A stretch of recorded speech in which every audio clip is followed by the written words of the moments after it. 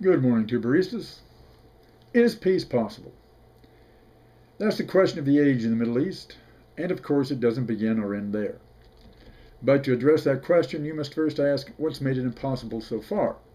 Well, back in apartheid days in South Africa, if you were to ask the average Afrikaner why the apartheid system was so necessary, you'd have heard, because the white man can't survive in Africa without being mastered.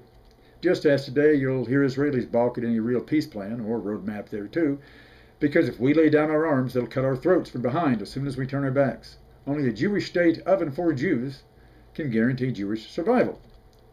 So what's behind these attitudes? It's the reasoning of conquest, growing out of competition for the same land and its resources. As long as you have two different communities, each with its own vested identity, each convinced of its exclusive right of possession, defining themselves through their opposition to and dispossession of the other, you will have no basis for peaceful coexistence. Faced with limited quantities of land and resources for themselves and their families, their operative attitude is that this place ain't big enough for the both of us, and that means you leave. This competition breeds war, and victory in that war gives the right of conquest, and the zero-sum logic of conquest. All for me, nothing for you.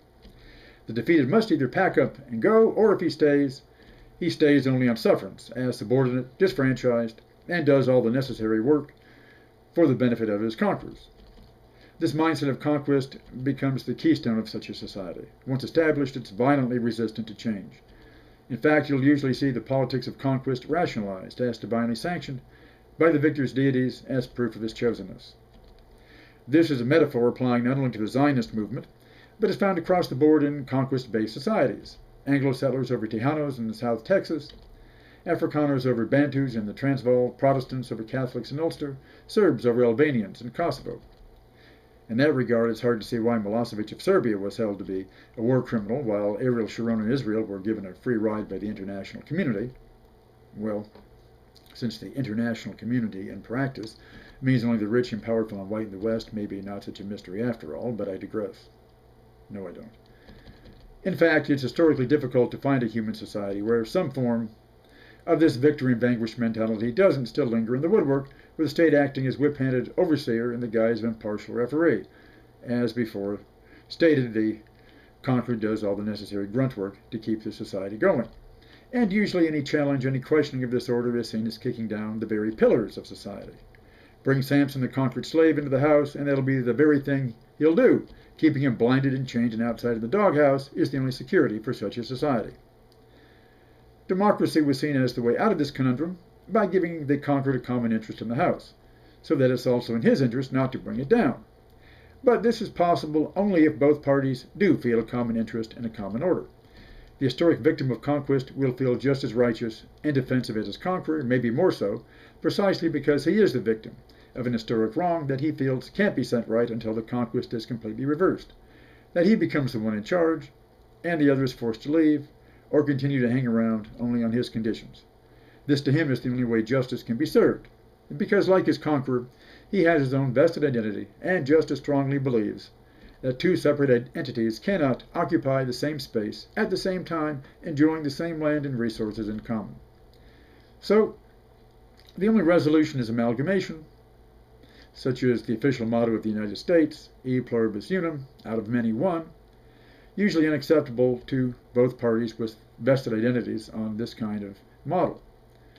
Or, as is more common, in this kind of situation, one displaces the other by dispersal or annihilation, or they mutually recognize that they in fact live on common ground, not just a patch of land with their own exclusive flag on it, but something called the earth, that is bigger than both of them together, that they have a mutual human interest in its survival as necessary for their own, that in the end they cannot annihilate one another without turning their mutual environment into a wasteland with both the equal losers.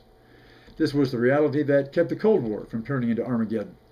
It's what brought a working peace to South Africa. It can work in the Middle East, not with one side demanding and the other appeasing, but by recognizing that you cannot and will not survive without the free-willed cooperation of your adversary, who is not going to go away at your convenience. Sounds simplistic? I'd call it basic.